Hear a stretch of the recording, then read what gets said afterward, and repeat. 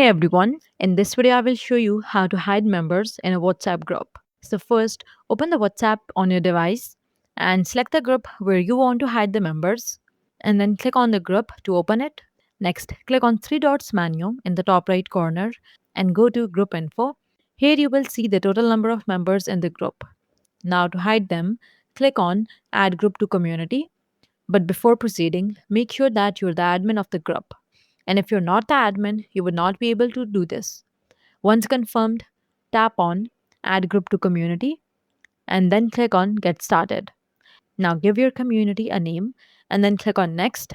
Now you will see a message stating that people in the group will be added to the community and its announcement group.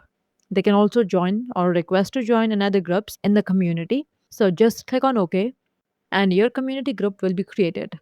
Now click on three dot menu in the top right corner and then go to community info. Here you will see that all the members of the group have been moved to this community. Now go back to your group, click on three dots menu again and select group info. When you scroll down, you will still see the members because you are the admin, but other members will not be able to see them. And that's it. With that, you have successfully hidden the members in your WhatsApp group.